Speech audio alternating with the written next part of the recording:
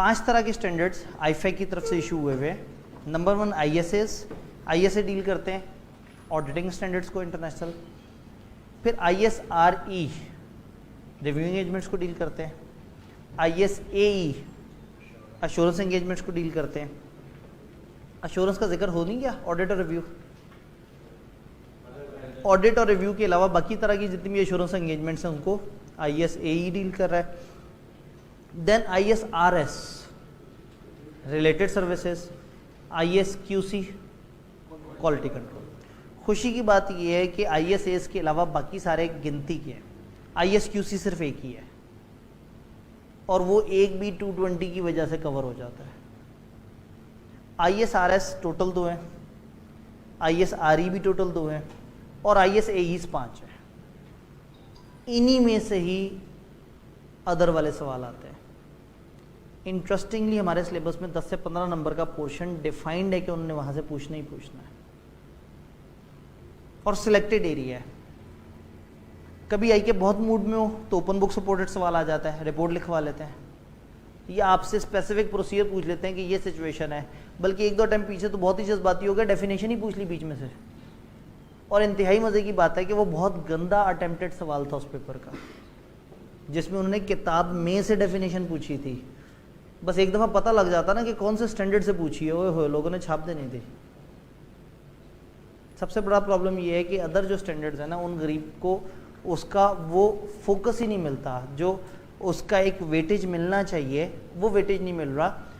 ये बहुत मुश्किल एरियाज़ नहीं है, एक्स्ट्रा टेक्निकल एरियाज़ नहीं है, और जो इनमें से एक्स्ट्रा टेक्निकल है वहाँ से ICAP सवाल भी नहीं बना रहा। जिधर बहुत ज़्यादा गहराई इन्वॉल्व है तो वो उधर उतनी गहराई में आपको उतार भी नहीं रहा, वो बहुत ऑब्वियस लेवल पे, बेसिक लेवल पे चीज़ें पूछ रहा है। तो इस वक्त इस सेशन का टारगेट, ये सेशन थोड़ा सा हम कोशिश करेंगे कि शॉर्ट रखें ताकि हमें सवाल जवाब के लिए ज़रा ज़्यादा टाइम मिल जाए। इस सेशन का टारगेट है कि हमने मैप बनाना है कि जो बाकी एश्योरेंस के स्टैंडर्ड्स हैं वो क्या है और किस तरह से काम कर रहे हैं। हमारे 5 तरह के स्टैंडर्ड में से ISQC को तो साइड पे कर दें, वो तो क्वालिटी कंट्रोल है। जिस भी तरह की असाइनमेंट हो उसमें अच्छी क्वालिटी कैसे होगी, जब आपकी फर्म अच्छी क्वालिटी की सर्विसेज प्रोवाइड कर रही होगी, ये ओवरऑल फर्म लेवल। तो ISQC 1 को तो इस मैप से साइड पे कर देते हैं। अब रह गए 4 तरह के standards, ISA, ISRE, ISAE, ISRS। 3 इनमें से अश्योरेंस और अश्योरेंस जैसे स्टैंडर्ड्स हैं, यानी ISA, ISRE। वालेकुम अस्सलाम, आवाज़ नहीं आ रही, अभी आवाज़ आ रही है? ठीक है, अभी हर जगह आवाज़ है, आवाज़ क्लियर है। हम बात कर रहे हैं अश्योरेंस और अदर स्टैंडर्ड्स की। तो अश्योरेंस के स्टैंडर्ड्स की अगर हम बात करें तो ISAE तो है ही अश्योरेंस के, लेकिन ये जो ऑडिट के स्टैंडर्ड और रिव्यू के स्टैंडर्ड है ना, इनके पीछे अश्योरेंस की वर्किंग ही चल रही होती है।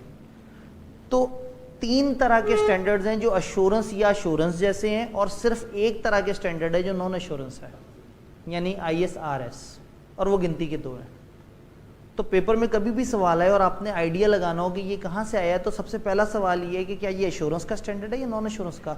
मतलब जो सिचुएशन दी गई है, क्या इसमें ये एश्योरेंस की सिचुएशन है या नॉन एश्योरेंस की सिचुएशन है। नॉन एश्योरेंस है तो गेम बहुत आसान सी है, गिनती के 2 स्टैंडर्ड, उनमें से किसी एक जगह आपने लैंड करना है।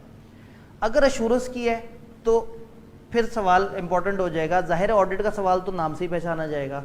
तो अगर एश्योरेंस की है तो या रिव्यू की तरफ जा रही होगी या अदर एश्योरेंस एंगेजमेंट की तरफ जा रही होगी।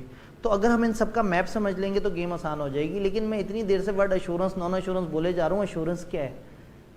एश्योरेंस का फ्रेमवर्क भी हमारे सिलेबस में है, एक दफ़ा उन्होंने कभी भूले भटके उसमें से भी सवाल पूछ लिया हुआ था। ये जो हमारी वो जो चौथी वाली किताब है जिसको कोई भी नहीं देख रहा होता, उसके अंदर क्वालिटी का फ्रेमवर्क है और एश्योरेंस का। क्वालिटी का फ्रेमवर्क ISQC 1 की वजह से समहाउ कवर हो जाता है या उसकी मोटी मोटी अंडरस्टैंडिंग बन जाती है। एश्योरेंस का फ्रेमवर्क एक अलग से है। तो सबसे पहले हमें एश्योरेंस के फ्रेमवर्क को समझने की ज़रूरत है।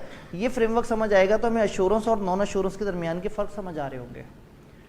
एश्योरेंस का मतलब है जब भी ऑडिटर किसी भी सब्जेक्ट मैटर पे कोई तसल्ली देना चाहे, जब भी एक service provider, for example audit में होता क्या है, ऑडिट में एक सब्जेक्ट मैटर होता है। Subject matter is that thing, जो मुद्दा है जिस पे बात हो रही है, यानी फाइनेंशियल स्टेटमेंट्स, जिसको हम किसी क्राइटेरिया से मैच करते हैं, किसी चीज़ से मैच करके देखते हैं कि सही है या नहीं। वो वहाँ क्या होता है, accounting standard, financial reporting framework. जब दोनों को मैच करते हैं तो हमें एक एविडेंस मिलता है कि वो सही बना हुआ है या नहीं बना हुआ। उस एविडेंस की बेस पर हम एक रिपोर्ट दे देते हैं। अब इसमें 3 तरह के लोग इन्वॉल्व होते हैं। एक तो वो रिस्पॉन्सिबल पार्टी होती है जिसने सब्जेक्ट मैटर तैयार किया होता है, फिर एक हम यानी कि प्रैक्टिशनर हैं जिसने ये बताना है कि रिस्पॉन्सिबल पार्टी ने सब्जेक्ट मैटर सही से बनाया या नहीं बनाया, और ये सब हमने बताना होता है उन यूजर्स को जिनके लिए वो सब्जेक्ट मैटर तैयार हुआ है। अगेन, अश्योरेंस का मतलब है तसल्ली देना, ऑडिट का मतलब है फाइनेंशियल स्टेटमेंट्स पे तसल्ली देना। यानी ऑडिट अश्योरेंस की एक खास किस्म है जिसमें फाइनेंशियल स्टेटमेंट्स पे तसल्ली दी जाती है।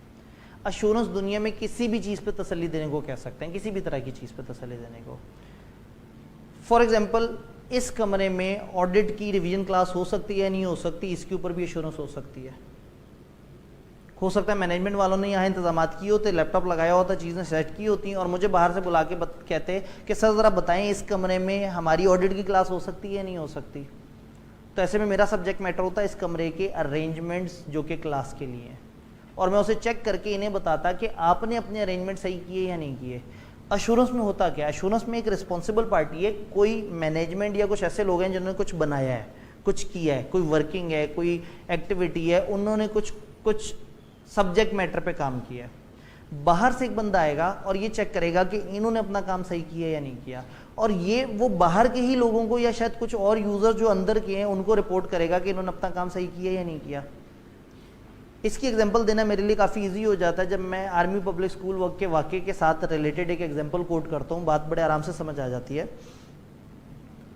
हुआ ये कि आर्मी पब्लिक स्कूल का वाक़या हुआ और उसके बाद से बच्चों को वालिदैन ने स्कूल भेजना रोक दिया। पूरे मुल्क में एक टेंशन फैल गई और 2.5-3 हफ्ते के लिए सारे स्कूल कॉलेज बंद हो गए, और उसके बाद कॉलेज वगैरह ओपन ही नहीं हो रहे थे, स्कूल ओपन नहीं हो रहे थे, और एक प्रेशर बिल्ड हो रहा था गवर्नमेंट पे कि आप तो डर गए, दहशतगर्दों ने एक काम किया और आप इतने घबरा गए कि आप दोबारा। तो हुआ ये कि गवर्नमेंट ने कहा कि ठीक है जी, हम ओपन करने की इजाज़त दे देते हैं, लेकिन अच्छे लोगों को, उन लोगों को जो कुछ रूल्स फॉलो कर ले। तो उन्होंने क्या किया, उन्होंने एक क्राइटेरिया भेजा तमाम स्कूल कॉलेजेस को। उन्होंने एक कागज़ भेजा, उस कागज़ पे लिखा हुआ था कि आपके इतने सिक्योरिटी गार्ड्स होने चाहिए, आपकी बिल्डिंग से इतने फासले पे एक बैरियर होना चाहिए, इतने कैमरे लगे हुए होने चाहिए, आपकी दीवारें इस हाइट की होनी चाहिए और दीवारों पे खारदार तार होनी चाहिए। अगर आप ये इंश्योर कर दें तो हम आपको स्कूल कॉलेज खोलने की इजाज़त दे देंगे। अब कॉलेज और स्कूल वाले भी बड़े कमर्शियल लोग हैं, फ़ौरन से कह देंगे हाँ हाँ हम आपकी सारी बातें मान लेंगे, खोल लें कॉलेज। ऐसा तो नहीं होगा, गवर्नमेंट का कोई नुमाइंदा आएगा चेक करने के लिए। अब स्कूल कॉलेज की जिम्मेदारी है कि उन्होंने सिक्योरिटी के अरेंजमेंट मेंटेन करने हैं। तो यहाँ पे भी एक एश्योरेंस असाइनमेंट है। वो जो गवर्नमेंट का बंदा आ रहा है ना, वो एश्योरेंस देगा गवर्नमेंट को या वालिदैन को कि ये स्कूल इस काबिल है कि आप अपना बच्चा भेज सकते हैं। सब्जेक्ट मैटर है स्कूल या कॉलेज के सिक्योरिटी अरेंजमेंट्स। क्राइटेरिया है गवर्नमेंट का वो कागज़ जिसपे 7-8 रूल्स लिखे हुए हैं कि ये फॉलो होने चाहिए। और अब एविडेंस लिया जाएगा, यानी कि वो जो साहब आएंगे गवर्नमेंट की तरफ से, वो कॉलेज या स्कूल के सिक्योरिटी के मामलात यानी कि सब्जेक्ट मैटर को मैच करेंगे क्राइटेरिया से। वो कॉलेज की दीवार की हाइट देखेंगे और कागज़ पे लिखा देखेंगे कि 10 फुट की दीवार होनी चाहिए, वो कहेंगे ये तो 8 फुट की है, मज़ा नहीं आया। वहाँ पे लिखा होगा इतने कैमरे लगे होने चाहिए, जाके देखेंगे सब्जेक्ट मैटर में उतने कैमरे हैं या नहीं है, और ये सारी एक्टिविटी करके हासिल करेंगे एक एविडेंस। वो जो बंदा चेक करने आया उसके ज़िम्मे नहीं है सिक्योरिटी के अरेंजमेंट। सिक्योरिटी के अरेंजमेंट किसके ज़िम्मे? स्कूल कॉलेज के ज़िम्मे। तो स्कूल कॉलेज वाले हो गए रिस्पॉन्सिबल पार्टी, और वो जो चेक करने आया है वो हो गया प्रैक्टिशनर। तो एक प्रैक्टिशनर ने रिस्पॉन्सिबल पार्टी के बनाए हुए सब्जेक्ट मैटर को क्राइटेरिया से मैच करना है, और रिस्पॉन्सिबल पार्टी ने भी उसी क्राइटेरिया के मुताबिक सब्जेक्ट मैटर तैयार किया होगा। तो आपने काम नहीं करना, किसी के किए हुए काम को चेक करके बताना है उसने सही काम किया या नहीं किया। अश्योरेंस का बेसिक मतलब है किसी और के काम पे तसल्ली देना। अश्योरेंस काम करने को नहीं कहते, अकाउंट्स बनाने का अश्योरेंस नहीं कहते। किसी के बने हुए अकाउंट्स को चेक करते हैं अच्छे बने हुए हैं, ये अश्योरेंस है। अगर किसी स्पेशलिस्ट को बुला के कॉलेज वाले कहते तुम सिक्योरिटी के इंतजामात हमें कर दो, ये अश्योरेंस ना होती, ये नॉन अश्योरेंस होती। जब किसी और ने सब्जेक्ट मैटर बनाया और आप उसको चेक करके बताएं कि उसने सही काम किया या नहीं किया, ये अश्योरेंस कहलाती है। तो ऐसे में सिक्योरिटी अरेंजमेंट कॉलेज ने क्राइटेरिया के मुताबिक किए, प्रैक्टिशनर ने या सर्विस प्रोवाइडर ने आके एविडेंस हासिल किया और एक रिपोर्ट दी ये रिपोर्ट दी उसने यूजर्स को, यूजर थी शायद गवर्नमेंट या वो पेरेंट्स जो डरे बैठे हैं कि हमारा बच्चा स्कूल में जाके सिक्योर है या नहीं है। तो 3 तरह के लोग होते हैं, एक ने वो काम किया होता है, एक वो काम चेक कर रहा होता है, और तीसरा वो बंदा होता है जिसके लिए ये एक्टिविटी हो रही होती है, जिसकी तसल्ली के लिए एक्टिविटी हो रही होती है। तो अश्योरेंस का मतलब है किसी भी सब्जेक्ट मैटर पे जब एक प्रैक्टिशनर आके तसल्ली देता है तो वो अश्योरेंस कहलाती है। और 3 पार्टीज होना भी बड़ा जरूरी है, एक ने वो काम किया हो, एक वो काम चेक करे, और एक के लिए ये सारी एक्टिविटी हो रही हो। अब इसी चीज को अगर हम ऑडिट पे पुट करें तो मैनेजमेंट रिस्पॉन्सिबल पार्टी होती है, जिन्होंने अकाउंट्स नामी सब्जेक्ट मैटर तैयार करना होता है फाइनेंशियल रिपोर्टिंग फ्रेमवर्क नामी क्राइटेरिया के मुताबिक। ऑडिटर नामी प्रैक्टिशनर आता है, ऑडिट एविडेंस नामी चीज हासिल करता है, फाइनेंशियल स्टेटमेंट्स को फ्रेमवर्क के साथ मैच करके, और एक ऑडिट रिपोर्ट देता है इंटेंडेड यूजर्स को। तो टेक्निकली ऑडिट भी तो अश्योरेंस है, ऐसे ही है। अश्योरेंस एक बड़ा वर्ड है, अश्योरेंस की असाइनमेंट्स में ऑडिट भी आ जाता है, रिव्यू भी आ जाता है, और अदर अश्योरेंसेस भी आ जाती हैं। तो जब हम अश्योरेंस के स्टैंडर्ड्स की बात करेंगे तो हमारी असम्पशन ये होगी कि ऑडिट और रिव्यू से हटके बाकी जितनी भी तरह की अश्योरेंसेस हैं। तो इसका मतलब ये हुआ कि ऑडिट के जितने भी ISAs हैं टेक्निकली हैं तो वो अश्योरेंस के स्टैंडर्ड्स। तो अब अश्योरेंस के ISAE जो हम देखेंगे वो ऑडिट और रिव्यू से हटके बाकी जितनी भी तरह के सब्जेक्ट मैटर उनकी अश्योरेंसेस की बात। तो अब अगर मुझे कोई कहेगा code of corporate governance verify करो सही से फॉलो हो रहा है या नहीं हो रहा, तो ये भी तो अश्योरेंस है। अगर कोई मुझे कह रहा है कि बताओ ये फोरकास्ट सही बना है या नहीं बना, ये भी तो अश्योरेंस है। अगर कोई कह रहा है कि इस कागज को वेरीफाई करो, इस इंफॉर्मेशन को वेरीफाई करो, इस चीज को चेक करो, इस चीज पे रिपोर्ट दो, तो ये सारी अश्योरेंसेस की असाइनमेंट है। तो नॉन अश्योरेंस कब होगी? जब मैं काम करूंगा, मुझे सिक्योरिटी का अरेंजमेंट, मुझे बुला के कहें कि आप अच्छे अकाउंटेंट हो अकाउंट्स बना दो, ये नॉन अश्योरेंस है। मुझे कहें ये ट्रायल पकड़ो फाइनेंशियल स्टेटमेंट बना दो, नॉन अश्योरेंस है। मुझे कहें ये BRS ठीक कर दो, नॉन अश्योरेंस है। मुझे कहें टैक्स की रिटर्न फाइल कर दो, नॉन अश्योरेंस है। और मुझे बुला के कहें हमने फलाना से टैक्स रिटर्न भरवाई थी, बताओ सही भरी है या नहीं भरी। फर्क समझ आ रहा है? अश्योरेंस और नॉन अश्योरेंस को पहले सेग्रीगेट करना है। अगेन अक्सर लोग उलझ रहे होंगे कि हम बात को खींच रहे हैं, लेकिन ये चीज़ें बड़ी ज़रूरी हैं। अगर ये कॉन्सेप्ट क्लियर नहीं है तो पेपर का सवाल नहीं पता लगना। तो अश्योरेंस का, और इसी बहाने पीछे हमारा अश्योरेंस का फ्रेमवर्क भी तैयार हो रहा है। तो अश्योरेंस का मतलब है किसी भी सब्जेक्ट मैटर पे किसी भी क्राइटेरिया के मुताबिक एविडेंस हासिल करके रिपोर्ट दे दी जाए इंटेंडेड यूजर्स को, और प्रैक्टिशनर बता दे कि रिस्पॉन्सिबल पार्टी ने अपना काम सही से किया या नहीं किया। ऑडिट एक खास किस्म की एश्योरेंस की असाइनमेंट है जिसमें ये सारी चीज़ें पहले से डिफाइंड है। रिव्यू एक खास किस्म की एश्योरेंस असाइनमेंट है जिसमें सारी चीज़ें पहले से डिफाइंड है। इन दो के अलावा किसी भी तीसरी किस्म की तसल्ली जब भी आई कि आप आपसे कहे आपने फौरन ISAE में चले जाना है। जब आप ISAE में जाएंगे तो वहाँ आपको 5 स्टैंडर्ड्स नजर आएंगे। एक स्टैंडर्ड है जनरल और 4 हैं स्पेसिफिक सब्जेक्ट मैटर के। अगर आप पहचान लेंगे ना उन चारों का स्पेसिफिक सब्जेक्ट मैटर क्या है, तो पेपर में उन 4 में से कोई होगा आप उस स्टैंडर्ड को ओपन करेंगे। उन 4 के अलावा कोई सा भी एरिया आएगा तो आप 3000 नामी स्टैंडर्ड जो कि जनरल बात कर रहा है उसकी तरफ जाएंगे। इसमें एक थोड़ी सी तकलीफदेह कहानी और भी है। जब हम अश्योरेंस को समझ लेते हैं ना तो अश्योरेंस की असाइनमेंट्स 2 तरह की होती हैं। एक को हम कहते हैं डायरेक्ट एंगेजमेंट और एक को हम कहते हैं अटेस्टेशन एंगेजमेंट। डायरेक्ट एंगेजमेंट और अटेस्टेशन एंगेजमेंट, इस तरह के अजीबो गरीब से वर्ड आपको 3000 में भी नजर आएंगे, अश्योरेंस के फ्रेमवर्क में भी नजर आएंगे, और फिर आप सोचेंगे कि खामखा 10-15 नंबर के लिए बंदा इतना क्यों सोचे। ये अच्छे खासे इजी नंबर होते हैं अगर आसान सवाल आ जाए। तकरीबन 50 to 60% सवाल मुश्किल नहीं होता, जवाब मुश्किल होता है, क्योंकि सवाल तो बड़ा सीधा। और मतलब कई दफ़ा उन्होंने पूरी रिपोर्ट छापने का कहा और एग्जामिनर कमेंट में कहा कि ओपन बुक के बाद अगर बच्चों ने गलत रिपोर्ट छापी है तो क्या करूं इन बच्चों का। तो एटलीस्ट इतना बड़ा ब्लंडर नहीं मारना, कम से कम हमें गेम समझ आनी चाहिए। ये अदर स्टैंडर्ड बहुत बुरे नहीं है, और जब आप इन्हें पढ़ना शुरू करेंगे तो इसमें जो बड़े बड़े जितने भी स्टैंडर्ड हैं वो आसान है, क्योंकि वो रेप्लिकेशन है किसी और डाटा की। डायरेक्ट एंगेजमेंट और अटेस्टेशन एंगेजमेंट, मैंने अभी ऑडिट का जिक्र किया, वो एक डायरेक्ट एंगेजमेंट है। मैंने रिव्यू का जिक्र किया, वो एक डायरेक्ट एंगेजमेंट है। लेकिन कभी कभी अटेस्टेशन एंगेजमेंट आती है। कोड ऑफ कॉर्पोरेट गवर्नेंस की जो वेरिफिकेशन है ये अटेस्टेशन एंगेजमेंट होती है। अब ये डायरेक्ट एंगेजमेंट और अटेस्टेशन एंगेजमेंट में क्या फ़र्क है? याद है भी सब्जेक्ट मैटर पढ़ा था। मैं अगर आके अकाउंट्स देखूं और मैं कहूं इन्होंने बड़े अच्छे अकाउंट्स बनाए हुए हैं, ये डायरेक्ट एंगेजमेंट है। मैं अगर आऊं और मुझे कहा जाए कि आपने चीफ एग्जीक्यूटिव के क्लेम को वेरीफाई करना है, वो क्या क्लेम है? चीफ एग्जीक्यूटिव ने एक कागज़ पे लिखा हुआ है कि मैं यकीन से कह सकता हूँ कि ये अकाउंट्स बहुत अच्छे बने हुए हैं, या मेरे ख्याल में ये अकाउंट्स बहुत अच्छे बने हुए हैं। किसने कहा है? चीफ एग्जीक्यूटिव ने। और मैंने इस वक्त अकाउंट्स पे ओपिनियन नहीं देनी, चीफ एग्जीक्यूटिव के उस कागज़ पे ओपिनियन देनी है, उस स्टेटमेंट पे। तो जब मैं कह रहा हूं कि चीफ, मेरे ख्याल में चीफ एग्जीक्यूटिव ने ये स्टेटमेंट अच्छी दी है, तो ये अटेस्टेशन एंगेजमेंट है। मैं किसी और के डॉक्यूमेंट, किसी और के ओपिनियन, किसी और की अजर्शन, किसी और की स्टेटमेंट को ठप्पा लगा रहा हूं कि हाँ इसने अच्छी बात की है। प्रोसीजर तो पीछे सारे वही हैं। मैं फाइनेंशियल स्टेटमेंट्स का खुद ऑडिट करूं और एंड पे कहूं इन माय ओपिनियन फाइनेंशियल सही बने हुए हैं, या फाइनेंशियल्स का पूरा ऑडिट करूं और किसी चीफ एग्जीक्यूटिव की स्टेटमेंट को कह दूं इसने बड़ी अच्छी स्टेटमेंट दी थी और स्टेटमेंट क्या थी? इन माय ओपिनियन फाइनेंशियल्स ठीक बने हुए हैं। तो जब मैं सब्जेक्ट मैटर के ऊपर ओपिनियन दे रहा होता हूं तो ये डायरेक्ट एंगेजमेंट होती है, और जब मैं सब्जेक्ट मैटर इन्फॉर्मेशन पे ओपिनियन दे रहा होता हूं, अभी सब्जेक्ट मैटर इन्फॉर्मेशन क्या है? उस सब्जेक्ट मैटर पे किसी ने कोई तबसरा किया हो, कोई इन्फॉर्मेशन दी हो, तो सब्जेक्ट मैटर इन्फॉर्मेशन पे अगर मैं ओपिनियन दे रहा हूं तो ये कहलाएगी अटेस्टेशन। अब अगर मुझे कंपनी बुला के कहे कि बताओ हमने कोड सही से फॉलो किया या नहीं किया, तो ये कहलाएगी डायरेक्ट एंगेजमेंट, कि मैं आके चेक करूंगा क्राइटेरिया क्या होगा? Code of corporate governance. Subject matter क्या होगा? कंपनी के डायरेक्टर्स की जो गवर्नेंस है, तो मैं कंपनी के डायरेक्टर्स की गवर्नेंस को मैच करूंगा कोड ऑफ कॉर्पोरेट गवर्नेंस से और कह दूंगा इन माय ओपिनियन कंपनी ने code of corporate governance follow किया है। लेकिन मसला ये है कि असाइनमेंट ये नहीं होती।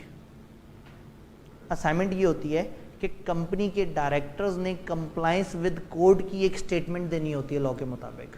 कोड ऑफ कॉर्पोरेट गवर्नेंस ये कहता है कि कंपनी के बड़े साइन करेंगे और एक अजर्शन देंगे कि उन्होंने कोड फॉलो किया है, और मुझे कोड वेरीफाई नहीं करना, मुझे ये वेरीफाई करना है कि उनकी स्टेटमेंट ठीक है या नहीं। तो जब मैं उनकी स्टेटमेंट वेरीफाई कर रहा हूं तो ये अटेस्टेशन एंगेजमेंट कहलाएगी। सवाल स्टिल जो भी हैं आप साथ साथ नोट करते जाएं, आगे सवाल जवाब का हमारा सेशन आना है। तो जब सब्जेक्ट मैटर पे काम करूं और उसके ऊपर डायरेक्टली ओपिनियन दूं तो ये कहलाएगी डायरेक्ट एंगेजमेंट।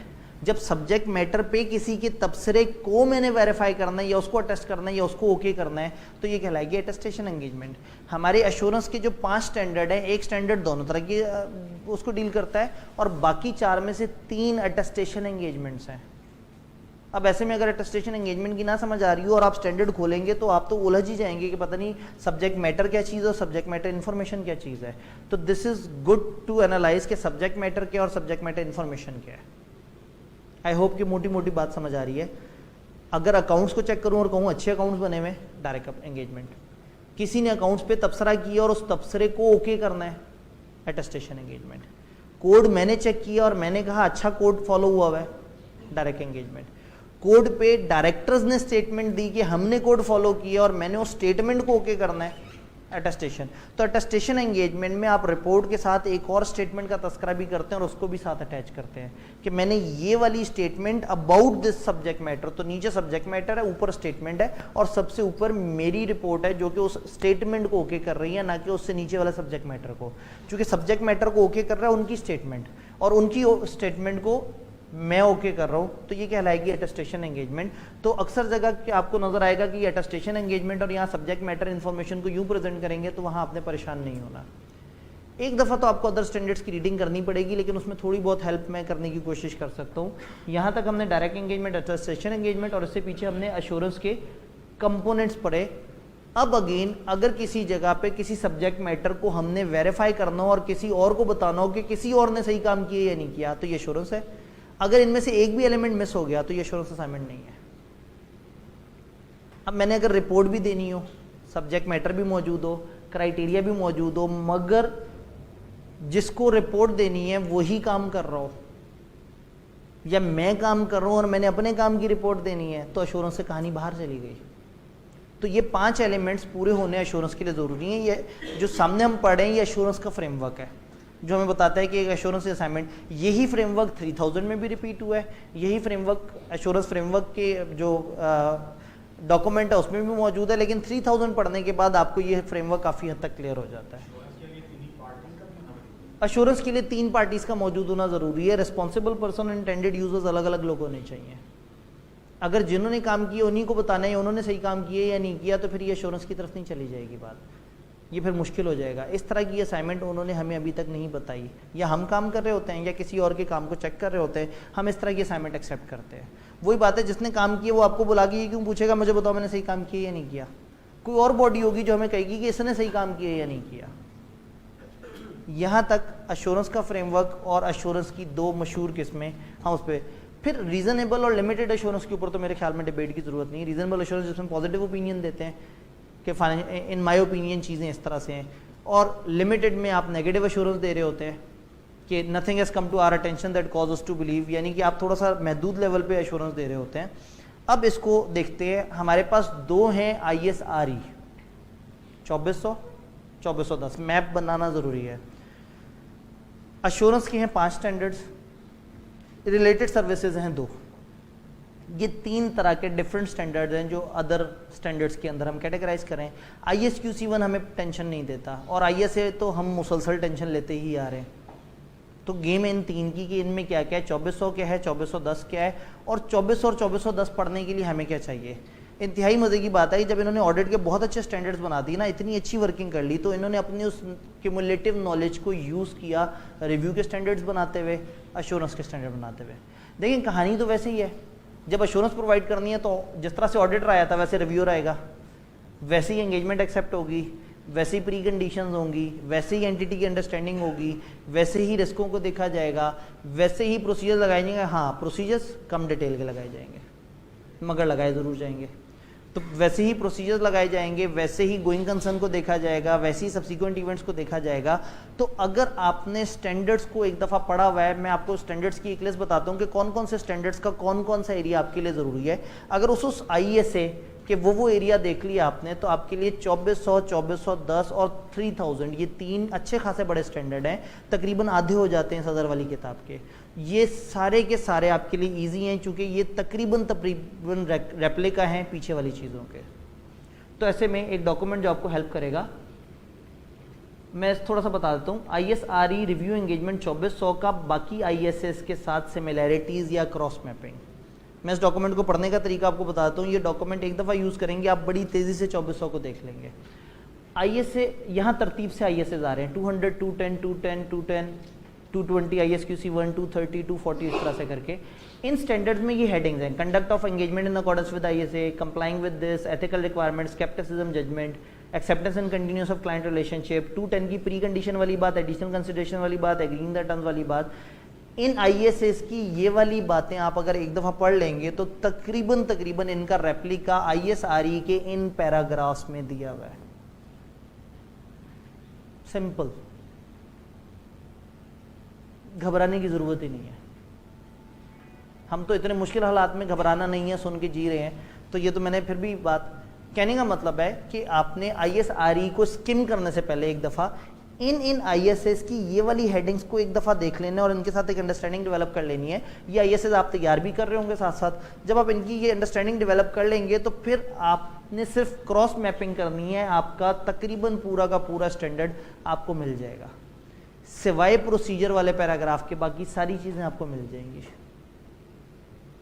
पूरे 2400 में सिर्फ प्रोसीजर का पैरा 48 गालबन वो इंपॉर्टेंट है, बाकी सारी चीज़ें ऑडिटिंग के स्टैंडर्ड्स की अलग अलग रिक्वायरमेंट को जोड़ के कहानी बता दी। कभी भी पूरे ऑडिट की कहानी शॉर्ट अल्फाज में एक ही गो में पढ़नी हो ना, ISRE 2400 पढ़ लें और बस ऑडिटर की जगह प्रैक्टिशनर बोलना शुरू कर दें और अल्लाह से तौबा करें कि मैंने ऑडिटर का लफ्ज़ नहीं बोलना। और फाइनेंशियल स्टेटमेंट्स तो फाइनेंशियल स्टेटमेंट्स ही हैं, फ्रेमवर्क उसी तरह से है, तो गेम काफ़ी हद तक उसी तरह से है। जब अश्योरेंस में जाएंगे तो फाइनेंशियल स्टेटमेंट के बजाय सब्जेक्ट मैटर बोलेंगे, फ्रेमवर्क के मुताबिक बजाय क्राइटेरिया बोलेंगे। आई होप कि आपको समझ आ रहा है। ये ISAs के ये एरियाज़ में वो पैराग्राफ्स, यानी जब आप ये एरियाज़ पढ़ के 2400 पे आएंगे तो आपने सिर्फ स्किम करना है, तेज़ी से देखते जाएंगे तो पूरे ISRE में आपको सिवाय प्रोसीजर वाले पैराग्राफ के और कोई काम का पैराग्राफ ही नज़र नहीं आएगा। ये पहली स्लाइड है 2400 की, आगे 330 के ये वाली चीज़, 330 का ये डॉक्यूमेंट, 450 की हेडिंग, 560 के सब्सिक्वेंट इवेंट वाली बात, 550 के अंदर 570 के गोइंग कंसर्न से रिलेटेड, 600 के कंपोनेंट, 700 में कंसिडरेशन ऑफ फ्रेमवर्क। ये सारे एरियाज़ के अगर आपकी अंडरस्टैंडिंग डेवलप हुई हुई है तो सिंपली ये पैराज हैं जो आपने, यानी कि क्रॉस मैप बन गया और आपका तकरीबन सारा स्टैंडर्ड कवर हो जाता है ऑडिटिंग स्टैंडर्ड से। तो ज़िंदगी में एक दफ़ा कम से कम स्टैंडर्ड को देख ज़रूर लेना है, ये हौसला लेने के लिए कि हाँ मुझे 2400 आता है। 2400 का हमें सब्जेक्ट मैटर पता होना चाहिए। 2400 complete set of financial statements की रिव्यू की बात कर रहा है। हम complete set of financial statements की ऑडिट की बात करते हैं, 2400 complete set of financial statements की रिव्यू की बात कर रहा है। अब ऐसे में 2400 और 2410 का फ़र्क समझना ज़रूरी है। अगर इन दोनों का फ़र्क समझ आ जाए तो सवाल अगर हम लेके गए इस साइड पे और हमें पता लगा कि रिव्यू है तो रिव्यू दो में से किसी एक ही तरह का हो सकता है। दूसरा 2410 में ये पैराज इन स्टैंडर्ड्स के इन एरियाज को पढ़ने के बाद तकरीबन वो वाली ही चीज़ें हैं। अगर आपने वो एरियाज एक दफ़ा, पहली वाली लिस्ट सबसे बड़ी लिस्ट है, अगर उन एरियाज की बेस पे अगर एक दफ़ा पढ़ लिए हैं वो वाले स्टैंडर्ड्स के वो एरियाज, तो देन आपने सिर्फ इन पैराज को एक दफ़ा स्किम करना और आपकी ये चीज़ें कवर हो जाएंगी। तो 2410 के अंदर सिलेक्टेड प्रोसीजर्स इंक्वायरी वगैरह के और एंड पे एनालिटिकल प्रोसीजर का एक अपेंडिक्स दिया हुआ है। उसके अलावा मोर और लेस वो ऑडिटिंग स्टैंडर्ड्स का कॉपी पेस्ट ही है।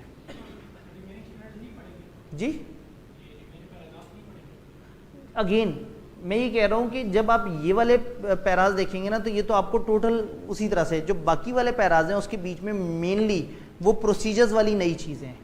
कहने का मतलब है ये वाली चीज़ें ऑटो पे एड्रेस हुई हुई हैं, तो जब आप पढ़ते चले जाएंगे तो आप कम से कम पढ़ने से पहले उनको हाईलाइट कर सकते हैं कि ये एरिया मुझे पहले से आता है। उससे क्या होगा, दरमियान के जो गैप्स होंगे आप सिर्फ उसको पढ़ रहे होंगे एडिशनल नॉलेज के लिए, और आप कॉन्फिडेंट हो जाएंगे कि 2410 मैंने एक दफ़ा पढ़ लिया है।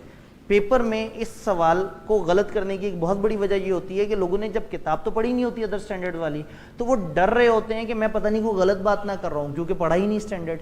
अगर स्टैंडर्ड पढ़ा हुआ हो ना तो फिर कॉन्फिडेंस लेवल आ जाएगा। तो स्टैंडर्ड की स्किमिंग करने का मैं टोटका बता रहा हूँ कि आपने अगर ये चीज़ें ऑलरेडी मार्क कर ली तो फिर जो रिमेनिंग गैप बच जाएगा वो ना होने के बराबर होगा। तो 2400 और 2410, लेकिन असल सवाल क्या है, असल सवाल ये कि दोनों के दरमियान बेसिक डिफरेंस क्या है। 2400 और 2410, 2410 की अजम्पशन है कि कंपनी का ऑडिटर कंपनी का रिव्यू कर रहा है, वही ऑडिटर जिसने ऑडिट किया है ना वही रिव्यू कर रहा है। जबकि 2400 की अजम्पशन है कि ऑडिटर नहीं, एक और इंडिपेंडेंट शख्स आया है जो कि रिव्यूअर है, जिसको हम प्रैक्टिशनर कह रहे हैं। यानी 2400 में रिव्यूअर के लिए वर्ड प्रैक्टिशनर इस्तेमाल हो रहा है, जबकि 2410 में ऑडिटर इस्तेमाल होगा। ऑडिटर का अब ये मतलब नहीं कि वो यहाँ ऑडिट कर रहा है, हम इसलिए उसे ऑडिटर कह रहे हैं कि हमारा स्टेटस क्या है। हम कह रहे हैं ये सेम ऑडिटर जिसने ऑडिट किया था, जबकि वहाँ वो हमारा ऑडिटर नहीं है। तो अगर हम किसी बाहर के एक बंदे को बुला के कह रहे हैं आओ ज़रा हमारा रिव्यू तो कर दो, तो वो 2400 के मुताबिक कर रहा है। और जब हम अपने ही ऑडिटर से कह रहे हैं कि तुम रिव्यू करो तो 2410। एक और फ़र्क भी है, 2400 में हम फुल ईयर के फाइनेंशियल्स की बात करते हैं, जबकि 2410 में हम इंटरम या सिलेक्टेड फाइनेंशियल स्टेटमेंट्स की बात करते हैं, सिलेक्टेड इन्फॉर्मेशन की बात करते हैं। अब बड़ी शर्त क्या है, मतलब एक शर्त तो ये है कि उधर फुल ईयर है और इधर सिलेक्टेड है, दूसरी शर्त ये है कि यहाँ प्रैक्टिशनर है हम, यहाँ ऑडिटर है। बड़ी शर्त है ऑडिटर। अब अगर इनको क्रॉस कर दें, फर्ज करें कि हम कहें ऑडिटर नहीं है मगर इंटरम इंफॉर्मेशन है, तो वो 2400 में जाएगी, क्योंकि जो इंपॉर्टेंट थिंग है 2410 लिखा हुआ ही ऑडिटर के कॉन्टेक्स्ट में है। यानी इसमें अंडरस्टैंडिंग और बाकी फेजेस पे इतना टाइम लगाया ही नहीं है। उन्होंने अजम्पशन ली है कि एक भाई साहब ने ऑडिट किया, ऑडिट करने के बाद सब्सिक्वेंट इवेंट पे काम किया, 2-3 महीने गुजरे, हाफ ईयरली आ गया रिव्यू। तो वही जो हमारा ऑडिटर है जो सब्सिक्वेंट इवेंट्स तक काम करता आ रहा था, उसने 1.5-2 महीने की एडिशनल चीज़ों पे काम करना और रिव्यू कंप्लीट कर लेना है। जबकि 2400 में एक फ्रेश नया बंदा है जो हमारा ऑडिटर नहीं था। तो इसी तरह से 2400 और 2410 ये इन स्टैंडर्ड्स की शुरू के 3-4 पैराज बड़े इंपॉर्टेंट हैं, जिसमें वो अपने स्कोप को थोड़ा सा बताने की कोशिश कर रहे हैं। रिव्यू 2400 हो या 2410 है फाइनेंशियल स्टेटमेंट या फाइनेंशियल इंफॉर्मेशन का। इसका सब्जेक्ट मैटर कोड छोड़ और इस तरह की चीज़ नहीं है। फाइनेंशियल स्टेटमेंट है या सिलेक्टेड इंटरम फाइनेंशियल स्टेटमेंट है या इंटरम फाइनेंशियल इंफॉर्मेशन है। तो ये जहन में रखना है कि अश्योरेंस से इसका सब्जेक्ट मैटर फ़र्क है। इसका सब्जेक्ट मैटर या तो पूरे फाइनेंशियल स्टेटमेंट है या सिलेक्टेड फाइनेंशियल इंफॉर्मेशन है। इसका सब्जेक्ट मैटर कोई और थियोरेटिकल चीज़ नहीं है। अब पेपर में अगर वो कहें कि एक बंदे ने आपको कहा है कि मेरी किताब अच्छी बनी हुई है, नहीं इसको ज़रा रिव्यू तो कर दो, तो चाहे लफ्ज़ रिव्यू उसने इस्तेमाल किया है, वो रिव्यू की असाइनमेंट नहीं है, क्योंकि रिव्यू की असाइनमेंट का सब्जेक्ट मैटर हमें क्लियर है, या पूरे फाइनेंशियल स्टेटमेंट है या इंटरम फाइनेंशियल स्टेटमेंट या फाइनेंशियल इंफॉर्मेशन है। तो अगर मुझे कोई कहे किताब का रिव्यू करो तो वर्ड रिव्यू से कंफ्यूज नहीं होना। किताब नामी सब्जेक्ट मैटर इन दो में नहीं है। जब इन दो में नहीं है तो मैं एश्योरेंस के स्टैंडर्ड में जा, क्योंकि ऑडिट में भी नहीं है, तो मैं एश्योरेंस के 5 स्टैंडर्ड में देखूंगा कि बाकी 4 कि जो सब्जेक्ट मैटर है उनमें से तो नहीं कहीं किताब लिखा हुआ, और अगर कहीं नहीं लिखा तो इसका मतलब है वो जो एक जनरल स्टैंडर्ड है ना जो सबको डील कर रहा है, मैं उधर चला जाऊंगा। वो कौन सा 3000, अभी अश्योरेंस की तरफ भी आते हैं। यहां तक 2400 और 2410 की हम कहानी देख रहे थे। अगर हम ISRS की बात करें, रिलेटेड सर्विसेज की बात करें, रिलेटेड सर्विसेज सिर्फ दो हैं, यानी कि जब भी आपको सवाल में नजर आए कि आपने किसी पे एश्योरेंस नहीं देनी है, आपने कोई काम करके देना है, कोई फैक्चुअल फाइंडिंग करके देनी है, कुछ डाटा बना के देना है, किसी डाटा पे तज्जिया करना है, डाटा के ऊपर वर्किंग करनी है, आपने कुछ काम करना है, तो वो इन दो में से किसी एक ही तरफ आ सकता है। और इंटरेस्टिंग बात यह है कि इन दोनों का स्कोप भी बड़ा क्लियर है, यानी पेपर में एलिमिनेशन मेथड बड़ा आसान सा। उन्होंने आपको कहा ये सिचुएशन है, जरा रिपोर्ट बना दो, या सिचुएशन है बताओ क्या प्रोसीजर लगाओगे। पहली चीज ये है कि वो सिचुएशन रिलेटेड सर्विस है, एश्योरेंस है। एश्योरेंस है तो फिर अगला सवाल ऑडिट तो नहीं है, जाहिर है, वरना तो फौरन पता जाता। तो या रिव्यू है या अदर एश्योरेंस है, और रिव्यू तभी होगा जब उन दो में से कोई एक फ्रेमवर्क वो सब्जेक्ट मैटर हो। एश्योरेंस के 4 हमें सब्जेक्ट मैटर पता है, 5वें में तो रिलेटेड सर्विस 2 तरह की हैं, 4400, 4410। 4400 बड़ा छोटा सा स्टैंडर्ड है, कोई ज़्यादा मुश्किल स्टैंडर्ड नहीं है, सीधा सीधा सा स्टैंडर्ड है। इसने आपको एग्रीड अपॉन प्रोसीजर्स बताए हैं फैक्चुअल फाइंडिंग या फाइनेंशियल इंफॉर्मेशन से रिलेटेड, जबकि ISRS 4410 कंपाइलेशन एंगेजमेंट का जिक्र करता है। दोनों में फ़र्क है। क्लाइंट आपसे कहे ये सोर्स पकड़ो, मुझे डाटा तैयार कर दो, कंपाइलेशन है। वो आपसे कहे ये वर्किंग बना दो, ये चीज़ कंप्लीट कर दो, इवन वो आपसे कहे फाइनेंशियल स्टेटमेंट्स बना दो, ये कंपाइलेशन है। अगर वो आपसे कह भी देना financial statement as per framework बना दो, और आप बना भी दें, जिम्मेदारी आपने फिर भी नहीं लेनी। आप पता है क्या कहेंगे, हमें मैनेजमेंट ने फाइनेंशियल स्टेटमेंट्स बनाने के प्रोसेस में असिस्टेंस के लिए बुलाया था, हमने असिस्टेंस दी और चले गए, जिम्मेदारी कोई नहीं लेनी। चाहे पूरे फाइनेंशियल बना के दे दो, वो कहें साइन करें, आप कहें नहीं साइन मैं नहीं करूंगा, बना दिए आप साइन करो। जैसे उन्होंने साइन किया आपने रिपोर्ट में लिख दिया इनके फाइनेंशियल स्टेटमेंट में मैंने थोड़ी सी मदद की थी। ऑडिटर या सर्विस प्रोवाइडर जिम्मेदारी तो लेता ही नहीं। तो कंपाइलेशन का स्कोप इज कि आपको कोई डाटा दिया होगा जिसकी मदद से आपने कुछ बनाना होगा, आपने सब्जेक्ट मैटर तैयार करके देना होगा, आपने कोई वर्किंग, वो आपको इन्फॉर्मेशन प्रोवाइड करेंगे, उनकी इन्फॉर्मेशन पे आप उनको कोई वर्किंग बना के देंगे, तो वो कंपाइलेशन है। कंपाइलेशन एंगेजमेंट के अंदर कुछ पैराज इंपॉर्टेंट हैं जिनको आप खास तौर पे देखेंगे तो इसके स्टैंडर्ड की मेन सेंस पता लग जाएगी। और देन एंड पे अब जाहिर है चूंकि यहाँ से अगर किताब में सवाल आता है और वो कभी कभी रिपोर्ट पूछ लेते हैं, तो हमें पता होना चाहिए कि इन स्टैंडर्ड्स के एंड पे क्या क्या इन्फॉर्मेशन है। ये जो ISRS 4410 है, इसके एंड पे एंगेजमेंट लेटर का फॉर्मेट है और 5 मुख्तलिफ तरह की कंपाइलेशन रिपोर्ट्स हैं। तो मल्टीपल तरह की सिचुएशंस हैंडल हो सकती हैं। एक दफ़ा ज़िंदगी में कम से कम वो रिपोर्ट्स की शक्ल ज़रूर देखी हुई हो कि पता हो कि अगर इस तरह का इशू आए तो मैंने यहाँ आना है और यहाँ से मुझे रिपोर्ट मिल सकती है। कई दफ़ा उन्होंने रिपोर्ट्स बनवाई हैं और अक्सर जगह लोगों ने गलत रिपोर्ट बनाई है, तो कभी कभी इधर से बहुत आसान नंबर भी मिस हो जाते हैं, इसलिए कि कभी किताब उठा के नहीं देखी होती और डर लग रहा होता है कि पता नहीं मैं गलत बात ना कर दूं। तो कंपाइलेशन के अंदर एंगेजमेंट लेटर और 5 कंपाइलेशन की रिपोर्ट्स और ये वाले पैराज इंपॉर्टेंट है, समझना बड़ा ज़रूरी है कि कंपाइलेशन एंगेजमेंट का स्कोप क्या है, ताकि आप अच्छी तरह से पेपर में सवाल आए तो पहचान सकें कि ये कंपाइलेशन है। दूसरा, एग्रीड अपॉन प्रोसीजर, जिनको फैक्ट फाइंडिंग भी कहा जाता है। क्लाइंट आपको कहेगा कि मुझे ये चीज़ ढूंढ दो, मुझे ये चीज़ इन्वेस्टिगेट कर दो, मुझे इस चीज़ की तलाश है, मुझे ये वाली वर्किंग ढूंढ दो, मुझे प्रॉब्लम्स आइडेंटिफाई कर दो। तकरीबन ऑडिट नेचर के प्रोसीजर्स आप लगाते हैं उनके बताए गए चीज़ों पे, उनके बताए गए तरीके से। अगर मुझे वो कहे ना ऑडिट कर दो तो मैं आऊँगा, मैं अपने तरीके से ऑडिट करूँगा। अगर सवाल मुझे कहे कि क्लाइंट ने आपको बुलाया और उन्होंने कहा कि उनको डेटर के अकाउंट्स में किसी खास चीज़ को वेरीफाई करवाना है, अब अगर उन्होंने किसी खास चीज़ को वेरीफाई करवाना है तो यहाँ तक तो बात ओके है, और वो कहेंगे जी उन्होंने आपको कुछ तरीका बताया जिस तरीके के मुताबिक आपने वेरीफाई करना है, तो बस फिर कहानी यहीं पे आ गई। अगर वो तरीका ना बताते ना और मुझे कहते हैं डेटर के अकाउंट कुछ ऑडिट कर दो, मैं चला जाता 800 वाली सीरीज़ की तरफ कि मेरे से स्पेसिफिक एलिमेंट को ऑडिट करवा रहे हैं। लेकिन अगर वो स्पेसिफिक एलिमेंट को ऑडिट करवा रहे हैं लेकिन प्रोसीजर वो बता रहे हैं, तो ये कहलाता है एग्रीड अपॉन प्रोसीजर, जिसमें उनके बताए हुए प्रोसीजर पे उनको रिपोर्ट देनी होती है। तो जब भी वो आपको सवाल में कोई इन्फॉर्मेशन दी हुई और आपको कहा गया हो कि क्लाइंट ने आपको एक खास पैटर्न में उसकी इन्वेस्टिगेशन करने का कहा है और उसकी रिपोर्ट बनाने का कहा है, तो देन आप एग्रीड अपॉन प्रोसीजर की तरफ आ सकते हैं। एग्रीड अपॉन प्रोसीजर की रिपोर्ट पढ़ के आपको आइडिया हो जाएगा कि इसको हमने किस तरह से लेके चलना होता है, वो क्या चीज़ें हैं और हमने किस तरह से फैक्ट्स को रियलाइज करना होता है, हमने किस तरह से बताना होता है। तो इसकी एक ही रिपोर्ट है, मगर उस एक रिपोर्ट में आपको कंप्रीहेंसिव वर्किंग मिल जाती है। आईकैप अक्सर ही वाली रिपोर्ट बनवाता है, तो उसके अंदर रिपोर्ट के अंदर जो प्रोसीजर्स हैं वो आपको ऑब्वियसली खुद लिखने हैं गिवन सवाल से, लेकिन उसका स्टार्टिंग, उसकी एंड, उसका फॉर्मेट वो आपको तकरीबन 40% ऑफ द नंबर तो दे ही देता है। तो ये देखना ज़रूरी है कि 4400 का स्कोप क्या और 4410 का क्या है। और अगेन ये इस वक्त 5 मिनट में समझ आने वाली बात है भी नहीं, मैं मैप बनाने की कोशिश कर रहा हूँ। इस सेशन का बेसिक मकसद है कि आप आज अगर हम महीने पहले पेपर से फ्री हो गए हैं तो उसका ये मतलब नहीं कि बस इसकी बेस पे आपने पेपर देना है। आपने माइंड बनाया, अब आप जब स्टैंडर्ड्स को पढ़ेंगे, हाईलाइट करेंगे, तो आप एक मैप बना के जाएंगे पेपर में, ताकि ये 10 से 15 नंबर का सवाल अगर पूरे नंबर नहीं भी दे सकता तो आधे से ज़्यादा नंबर तो दे दे। जो बिला वजह एंड पे छूट जाता है सवाल, उससे बेहतर है कि कम से कम हमें पता हो कि उसके अंदर क्या क्या चीज़ें हैं। और मैं आपको बताऊं कि पिछली 5 में से कम 3 दफ़ा ओपन बुक को सपोर्ट करता हुआ सवाल आया है। ओपन बुक सपोर्ट होती है, जितने लोग कहते हैं ना कि पेपर जनरल आया, वो वही लोग होते हैं जिन्होंने वो स्पेसिफिक चीज़ ही नहीं पढ़ी होती, जिसके बाद उन्हें वो स्पेसिफिक तरीन चीज़ जनरल लगना शुरू हो जाती है। तो अगेन सवाल आप साथ साथ नोट कर रहे हैं, हमने आखिरी टाइम तो रखा हुआ ही है। 3000 की बात करते हैं। अब हम आ गए अश्योरेंस की तरफ। अगेन अश्योरेंस के स्टैंडर्ड बनाते हुए भी उन्होंने ऑडिट के स्टैंडर्ड जैसी चीज़ें यूज़ की, मगर कुछ अल्फाज को मुशर्रफ इस्लाम कर दिया।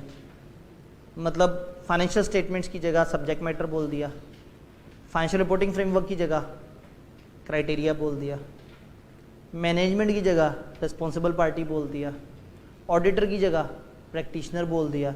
तो कहने का मतलब ये है कि वही ऑडिट के स्टैंडर्ड्स की वही वाली चीज़ें देखेंगे तो आपको इतने सारे पैराग्राफ्स, आप अश्योरेंस का स्टैंडर्ड 3000 देखना शुरू करेंगे, आप देखते चले जाएंगे, आपको लगेगा आप ऑडिट की कहानी पढ़ रहे हैं। इनको ऑडिट के स्टैंडर्ड बहुत अच्छे बनाने आते थे, इन्होंने वही नॉलेज उठा के उसके अल्फाज चेंज करके उसको अश्योरेंस के ऊपर फिट किया। 3000 की दुख देने वाली बात यह है कि इसके एंड पे रिपोर्ट नहीं है। और आई के अपने 3000 की रिपोर्ट 2-3 दफ़ा पूछी है, वो भी बड़े से आने, उन्हें पता है जहाँ रिपोर्ट नहीं है वहाँ मज़ा आएगा। मगर 3000 अकेला थोड़ी, इसके साथ 3-4 और भाई भी हैं, उनके एंड पे रिपोर्टें भी हैं। तो 3000 की रिपोर्ट का सब्जेक्ट मैटर ओपन है ना, उनके डिफाइंड सब्जेक्ट मैटर है, वो रिपोर्ट पकड़े हैं, उसमें से सब्जेक्ट मैटर गायब करके इनके ग्लोबल लफ्ज़ या सवाल में जो दिया हुआ है डाटा उसको इस्तेमाल कर सकते हैं। दिमाग तो हम लगा ही सकते हैं, नहीं तो स्टैंडर्ड की अपने अंदर मुख्तलिफ जगह पे रिपोर्ट की वर्डिंग और उसके फॉर्मेट भी दिए हुए हैं। अगेन इसको एक दफ़ा देखेंगे डिटेल से तो आपको आइडिया होगा। तो 3000, 2400 और 2410 इन तीनों से कभी भी नहीं डरना। किताब का आधा यही तीनों ले जाते हैं और ये तीनों के तीनों ऑडिटिंग स्टैंडर्ड से चीज़ें रेप्लिकेट करके बनाए हुए हैं। तो अगेन एक मैप आपके सामने है कि वो वाले ऑडिटिंग स्टैंडर्ड का ये एरिया अगर आपने पढ़ा हुआ है तो उसकी सेम रिजेंबलिंग रिक्वायरमेंट आपको इन पैराग्राफ्स में मिल जाएगी। और ये स्लाइड आपके पास डाउनलोडेबल फॉर्म में, आप इसको रख के तो कभी भी 3000 पढ़ने से पहले एक दफ़ा ये वही टेबल है, ये एक ही टेबल से मैंने तीनों डॉक्यूमेंट एक्सट्रैक्ट किए हैं। तो 2400 सबसे बड़ा टेबल था।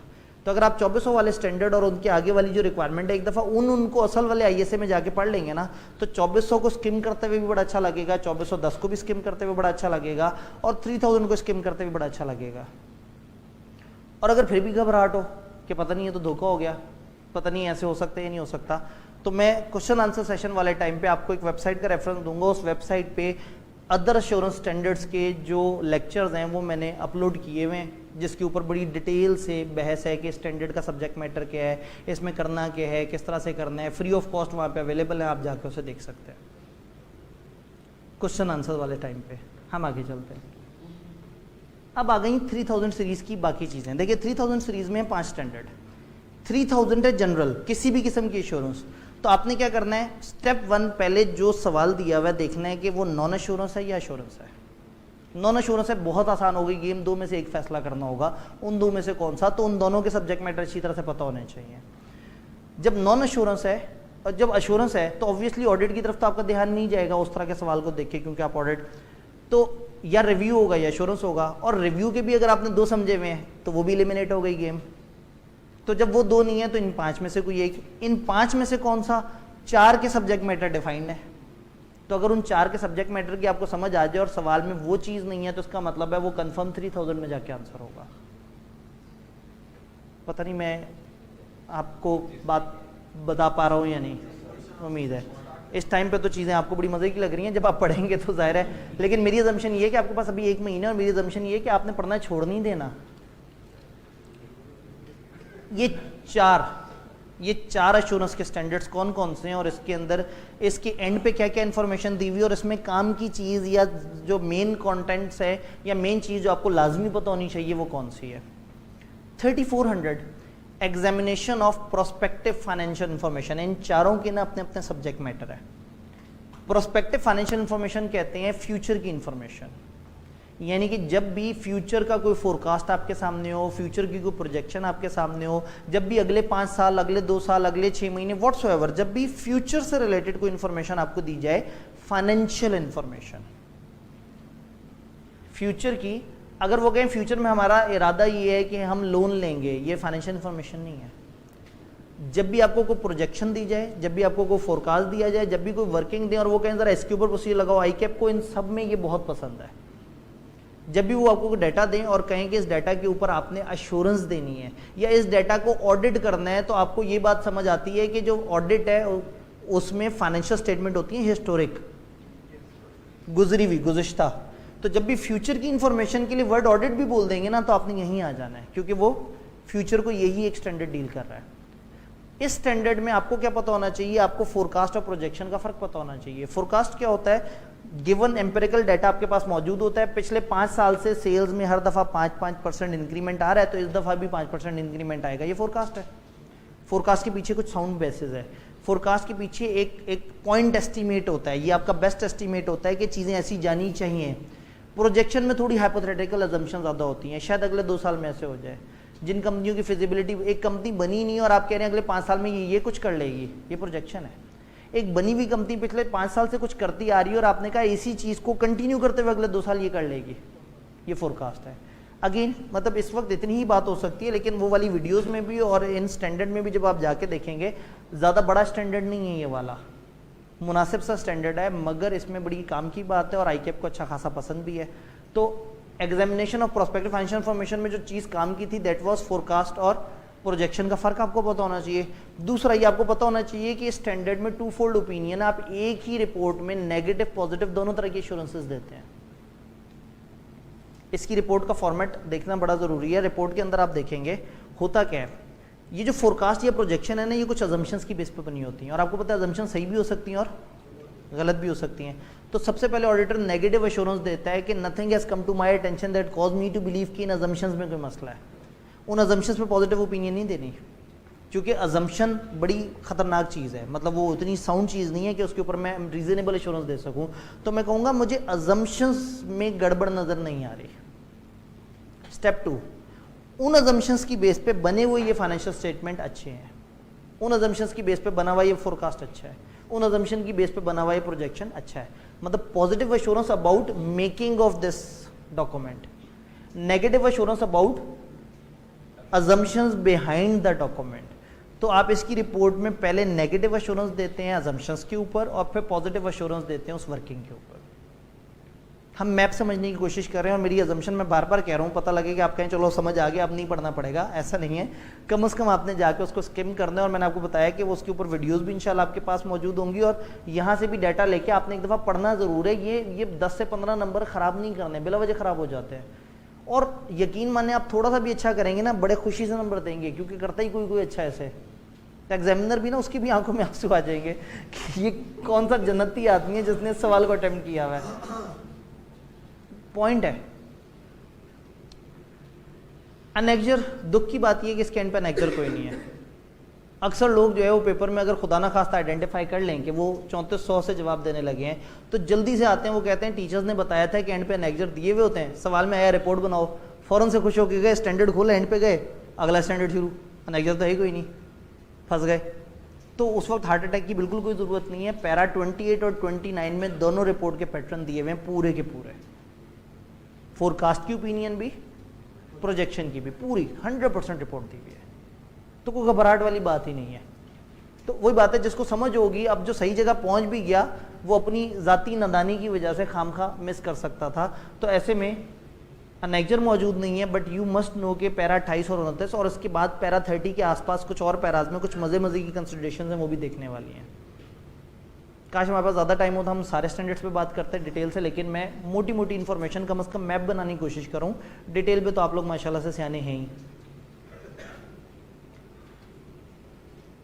इसकी तरफ सबसे एंड पे आते हैं, इस पे लड़ाई झगड़े हो जाने बहुत ज़्यादा।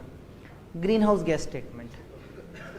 ग्रीन हाउस गैस स्टेटमेंट का पर्पस और डिफरेंट टाइप की इमिशंस आपको पता होनी चाहिए। ICAP स्टैंडर्ड की गहराई में नहीं उतर रहा, उन्हें पता है कि ये बच्चों को भी नहीं खैर मतलब समझ तो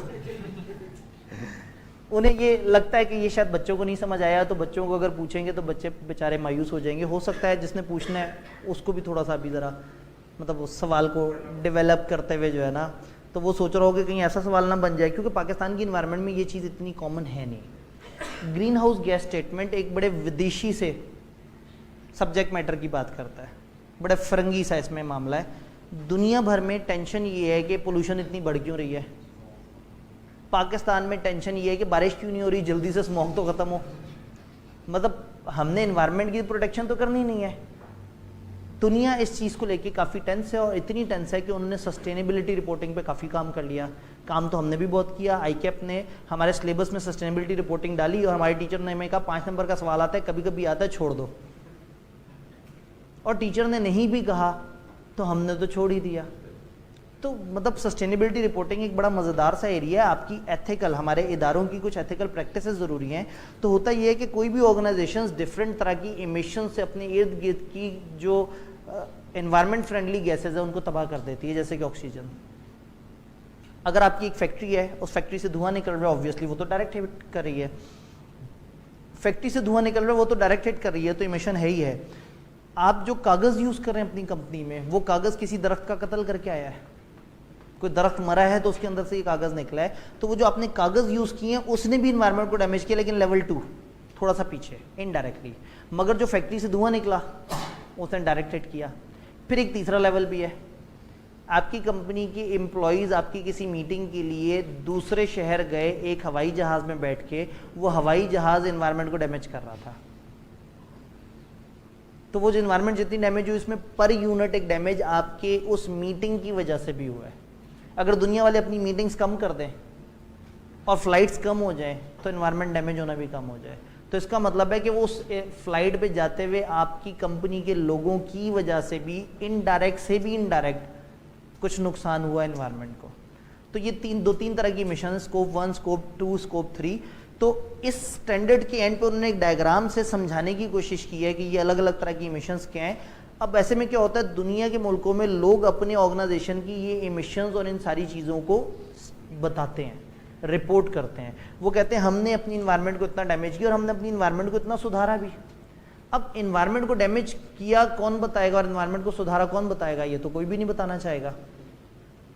ऑडिटर आएगा, चेक करेगा कि जो उन्होंने बताया वो सही है या नहीं। ऑडिटर उनकी ग्रीन हाउस गैस स्टेटमेंट को अटेस्ट करेगा। सब्जेक्ट, हाँ, यहाँ सब्जेक्ट मैटर इन्फॉर्मेशन है।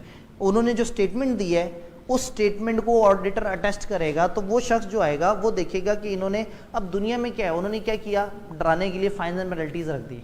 उन्होंने कहा आप अपनी ग्रीन हाउस गैस स्टेटमेंट बनाएं, आप अपनी सस्टेनेबिलिटी रिपोर्टिंग करें, और आपने जितने यूनिट एनवायरनमेंट को डैमेज किया एज पर दैट डाटा जो आपने प्रेजेंट करना है, जो ऑडिटेड डाटा होना चाहिए, उसके मुताबिक एनवायरनमेंट को आपको उतना रिस्टोर करना होगा।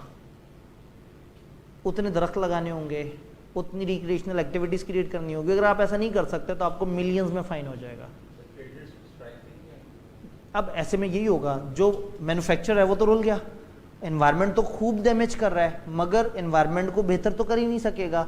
तो फिर उन्होंने कहा ओके कोई बात नहीं, स्टॉक एक्सचेंज बना दी पॉइंट्स की। कुछ छोटे बिजनेसेस को कह दिया कि तुम लोग एनवायरनमेंट को बेहतर करो और पॉजिटिव में पॉइंट अर्न कर लो।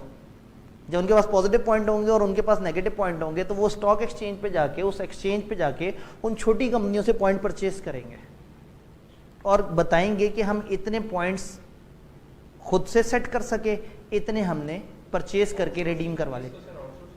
टेक्निकली क्या हो रहा है कि एनवायरनमेंट को अगर 10 लोग मिलकर ख़राब कर रहे हैं तो वो जितनी ख़राब कर रहे हैं उन्होंने उसको स्टेबल करना है, उनमें से 3-4 बहुत अच्छा स्टेबल करते हैं और इतना स्टेबल करते हैं कि एक्स्ट्रा पॉइंट भी कमा लेते हैं, और जो नहीं कर पाते उनको वो पॉइंट बेच देते हैं। तो इससे जितने लोगों ने जितनी इन्वायरमेंट डैमेज की होती है उससे थोड़ी सी बेहतर पोजीशन में हम आ जाते हैं, अदरवाइज उनको पेनल्टी पड़ेगी। तो जब उन्हें पेनल्टी पड़ेगी तो वो अकाउंट्स में झूठ बोलने की कोशिश करेंगे अपनी रिपोर्ट में।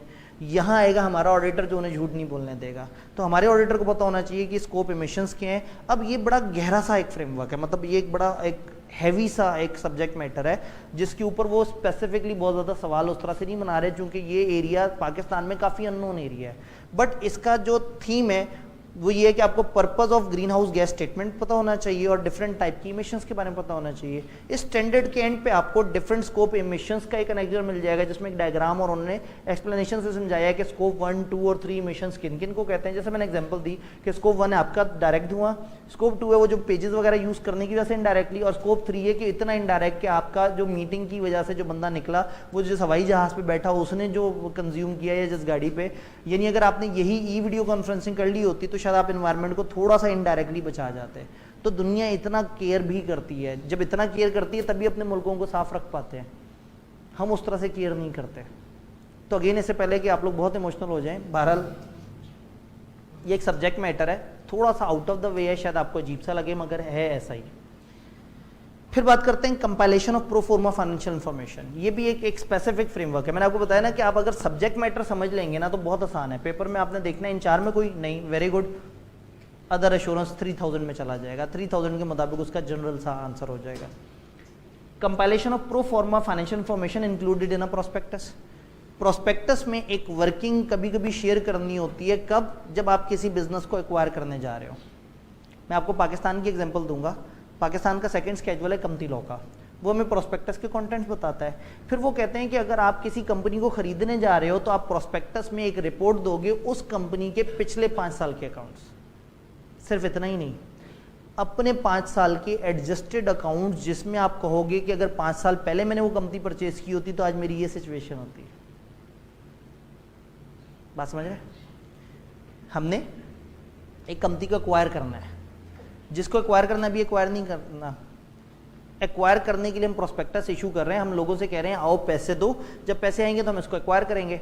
अब एक इन्वेस्टर को जब आपने बताना होता है कि इन्वेस्टमेंट अच्छी है तो उसका बेस्ट तरीका क्या है? अगर आप किसी को कहते हैं यार ये ज़मीन खरीद लो, वो कहते हैं ये तो 1 करोड़ की ज़मीन है मैं क्यों खरीदूँ, तो आप कहते हैं अगर 5 साल पीछे खरीदी होती ना तो तुम 80 लाख रुपये प्रॉफिट कमा चुके होते, 5 साल पहले 20 लाख की थी। तो कहता अच्छा हाँ ये तो खरीदने वाली चीज़ है, कहीं ऐसा ना हो कि 5 साल बाद फिर मुझे कह रहा हो कि यार उस वक्त करोड़ की थी तो मैं कहा था अब तो 5 करोड़ की हो गई है। तो इन्वेस्टर्स को मोटिवेट करने का एक तरीका ये होता है कि आप उनको पास्ट में ले जाके कहते हैं कि अगर हमने उस वक्त ये किया होता तो आज हमें इतना फ़ायदा हो गया होता।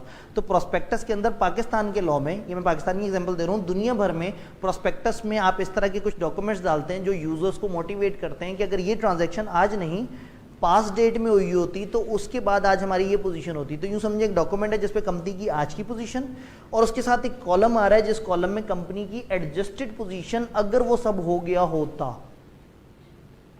तो जो आज की पोजीशन है उसका तो ऑडिट हुआ हुआ है। ये जो हम एज्यूम पोजीशन बता रहे हैं उसके पीछे एक वर्किंग है।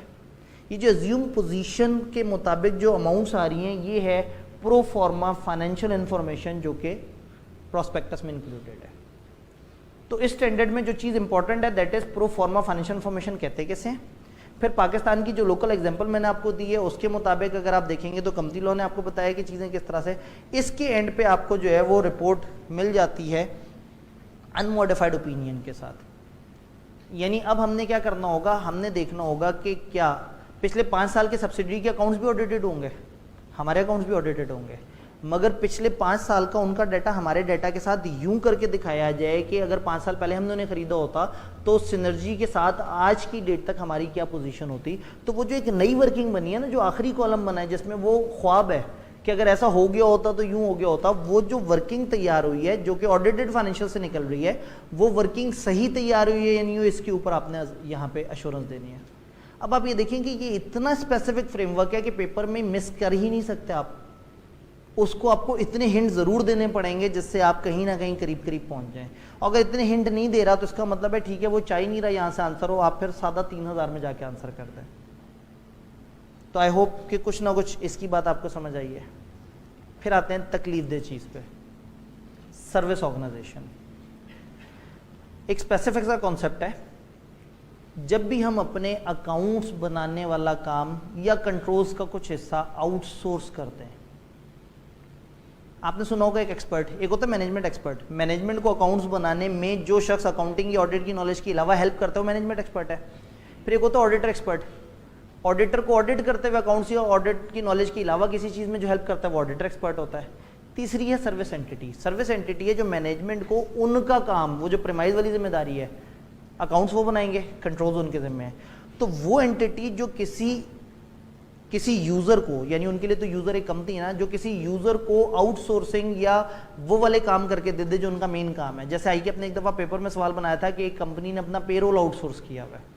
अब पेरोल अकाउंट्स का फंक्शन है, तो अगर आपका अकाउंट्स का फंक्शन या आपका कोई ऐसा काम जो मैनेजमेंट की जिम्मेदारी है वो मैनेजमेंट ने नहीं किया, किसी और एंटिटी ने किया है, तो जिस एंटिटी ने वो सर्विस प्रोवाइड की होती है उसको हम सर्विस एंटिटी कहते हैं, और जिस यूज़र कंपनी ने वो सर्विसेज यूज़ की होती हैं उसको यूज़र एंटिटी कहते हैं।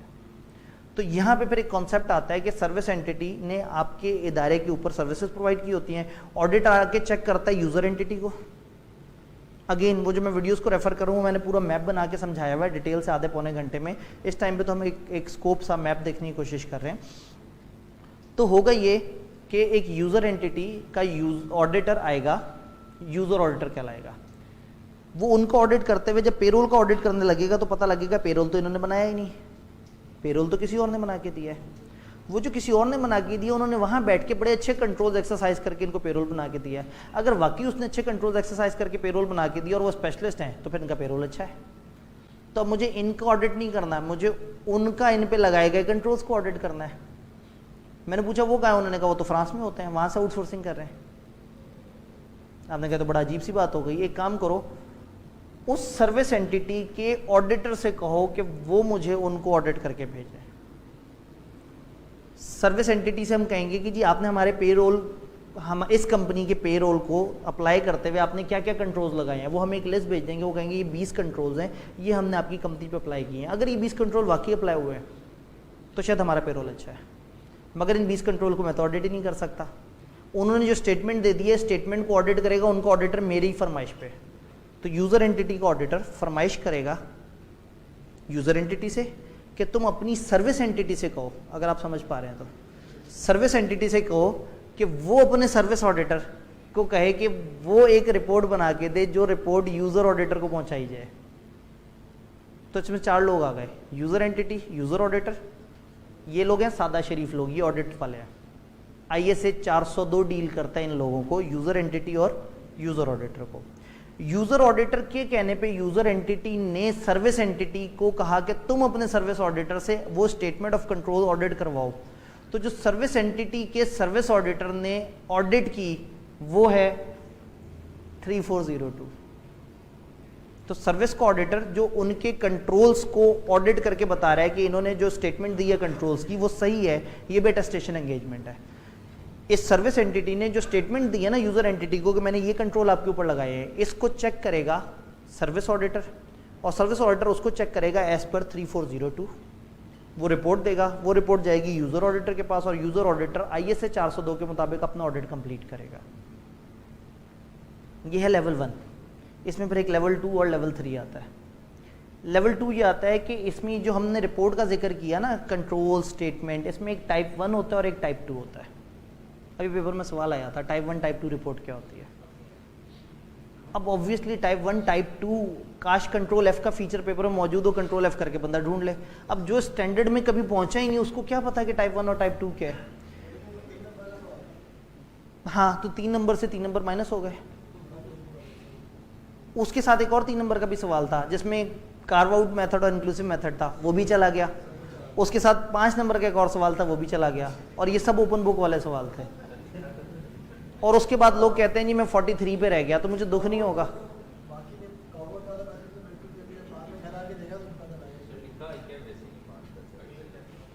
नहीं, असल में बात यह है कि एक सवाल की बेस पे हम जज नहीं कर सकते कि हम पास हो रहे हैं या फेल हो रहे हैं। हाँ, एक सवाल खराब करने से हमारे फेल होने के चांसेस बढ़ जाते हैं, लेकिन एक सवाल सही करने से ज़रूरी नहीं कि हम पास भी हो जाएं।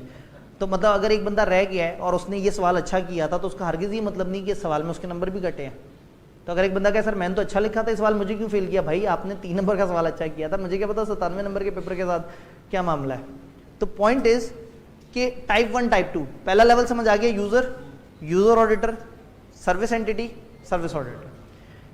सर्विस एंटिटी यूजर एंटिटी को जब स्टेटमेंट देती है ना कि मैंने आपके ऊपर ये कंट्रोल्स रखे हुए हैं, तो जब वो कहती है ये कंट्रोल्स एग्जिस्ट करते हैं, सिर्फ एग्जिस्ट करते हैं, मतलब मेरे ये कंट्रोल्स हैं, तो वो टाइप 1 रिपोर्ट होती है which is about existence of control. और जब वो कहते हैं कि ये कंट्रोल्स हमने thoroughly through out the tenure आप पे इंप्लीमेंट करके रखे, तो वो टाइप 2 रिपोर्ट कहलाती है। तो जब वो टाइप 1 स्टेटमेंट देंगे तो ऑडिटर टाइप 1 रिपोर्ट देगा, जब वो टाइप 2 स्टेटमेंट देंगे तो ऑडिटर टाइप 2, यानी कि उसके सिर्फ अल्फाज का फर्क है। और हमें टेंशन लेनी नहीं अल्फाज की, स्टैंडर्ड के एंड पे सारी बातें दी हुई हैं, सारे अल्फाज सारी कहानियां दी हुई हैं, सिर्फ हमें स्कोप समझ आ जाए कि बात है क्या। टाइप 1 टाइप 2 समझ आया? वही तो बात है ना, टाइप 1 तो कह रहा है कि कंट्रोल्स हैं या नहीं, मतलब हमने ये कंट्रोल्स लगाए। टाइप 2 कह रहा है हमने ये कंट्रोल सही से लगाए, मतलब एक है एग्जिस्टेंस ऑफ कंट्रोल और एक है ऑपरेटिंग एफिशिएंसी ऑफ कंट्रोल, के कंट्रोल सही काम भी कर रहे थे। एक है हमारे इस डेट पे जो आप हमसे पूछ रहे हो कंट्रोल मौजूद थे, और एक है हमने थ्रू आउट कंट्रोल सही से लगाए रखे, तो हमारे कंट्रोल एफिशिएंटली अप्लाई कर रहे थे, हमारे कंट्रोल सही से इंप्लीमेंट हुए हुए थे, ये टाइप 2 है। और टाइप 1 है जस्ट मौजूदगी ऑफ कंट्रोल्स। ये लेवल 2 की गेम थी। लेवल 3 की गेम, सर्विस एंटिटी हमें सर्विस देते हुए कभी कभी आउटसोर्सिंग ले लेती है।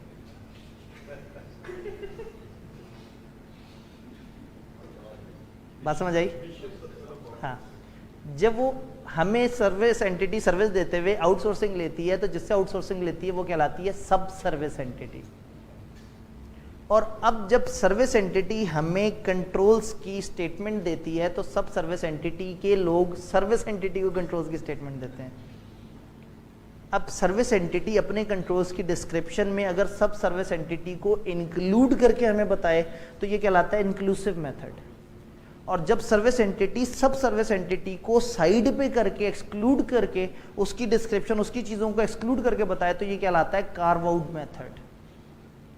और ये सीधा सीधा पेपर में सवाल था, और बहुत मुश्किल हो तो कोई मसला ही नहीं है, डेफिनेशंस नहीं है, डेफिनेशंस में से पूछा था उन्होंने 6 नंबर की सीधी सीधी डेफिनेशन, ओपन बुक एग्जाम, और गंदा तरीन आंसर, और एग्जामिनर का रोना देखने वाला था कि मतलब ओपन बुक के बाद क्या कर रहे हो। बात समझ आई? इससे ज़्यादा कहानियाँ भी अगेन मतलब हो सकती हैं जब आप इन स्टैंडर्ड्स को देखेंगे, गहराई में उतरेंगे। ये 2 स्टैंडर्ड्स की अभी तक वो ज़्यादा गहराई में नहीं उतरे, ये दोनों थोड़े से नॉर्मल से हटके हैं, ये टिपिकल से हटके इनका क्राइटेरिया है, तो इन दोनों के अंदर वो ज़्यादा डिटेल से नहीं वो हुए। आपको क्या पता होना चाहिए? 3402 और 402 का फ़र्क पता होना चाहिए। ISA 402 में यूज़र ऑडिटर यूज़र एंटिटी को ऑडिट करते हुए ये सारी चीज़ें डिमांड कर रहा है। 3402 में हम यूज़र ऑडिटर की डिमांड पे एक रिपोर्ट पे काम कर रहे हैं, सर्विस का ऑडिटर। अगेन या तो वो आपको अल्फाज से बताएंगे, नहीं तो वो ज़्यादा अल्फाज से बताएंगे, या तो आपको कह देंगे टाइप 1 टाइप 2। अब आप कहेंगे इतना कौन बताता है, उन्होंने तो टाइप 1 टाइप 2 की डेफिनेशन पूछ ली। ऐसा नहीं है, ICAP इतना बुरा नहीं है जितना आपके जहन में बना हुआ है। तो जब वो टाइप 1 टाइप 2 की डेफिनेशन पूछ सकता है, तो वो आगे उसमें भी बता सकता है। फर्स्ट करें वो ये ना बताए तो हो सकता है वो कहे कि जी वहाँ से एक स्टेटमेंट चाहिए जिसमें वो बताएं कि उनके ईयर एंड पे हमारे ऊपर कंट्रोल्स कैसे थे। और अगर वो कहें कि जी उनसे ये स्टेटमेंट चाहिए कि उन्होंने हमारे ऊपर कंट्रोल्स प्रॉपर तरीके से इंप्लीमेंट या एग्जीक्यूट, कुछ भी ऐसा लफ्ज़ जो कि बताए कि हाँ, तो वो टाइप 2 की तरफ चल जाएगी। लेकिन अगेन सवाल जवाब तो हमने बाद वाले सेशन में करने हैं। मैप समझ आया? क्या मैं सवाल पूछने की गुस्ताखी कर सकता हूँ? ISRS कितने हैं? 2। ISRE कितने हैं? 2। ISAE कितने हैं? 5। तो टोटल कितने हो गए? 9। ISQC 1 डाल दें, टोटल 10 है। ISQC 1 सीधा है, उन 2 और बाकी 7 को अलग कर सकते हैं। और फिर रिव्यू का हमें सब्जेक्ट मैटर पता लग गया। देखिए इन सब में कहीं पे भी फाइनेंशियल स्टेटमेंट नहीं है, तो जब फाइनेंशियल स्टेटमेंट फाइनेंशियल इन्फॉर्मेशन में थोड़ा सा डरना है, प्रोस्पेक्टिव हो तो इधर आना है। तो अगर सिलेक्टेड इंटरम फाइनेंशियल स्टेटमेंट है, पूरी फाइनेंशियल स्टेटमेंट है, हिस्टोरिक डाटा है, तो फिर हम जाएंगे रिव्यू की तरफ। और अगर इन 4 में से कोई होगा तो इन 4 में से रेलेवेंट जगह आएंगे। और अगर वो कहेंगे इस चीज़ पे तसल्ली देनी है और वो इन 4 में भी नहीं समझ आ रही और उसका अकाउंट से भी कोई ताल्लुक नहीं है, तो फिर 3000 के मुताबिक उसका एक जनरल जवाब होना चाहिए। इससे पहले कि मैं आप लोगों की ब्रेक के अंदर ज़्यादा हाई लूँ, उन्होंने हमें बताया कि इस ब्रेक में आज जो है वो शायद हमें बिस्किट्स या अदर देन समोसा कुछ और मिलेगा। वो दूसरे कैंपस से जो है वो शिकायतें इतनी आई थी, तो इन्होंने फिर समोसे जो है ना वो उसको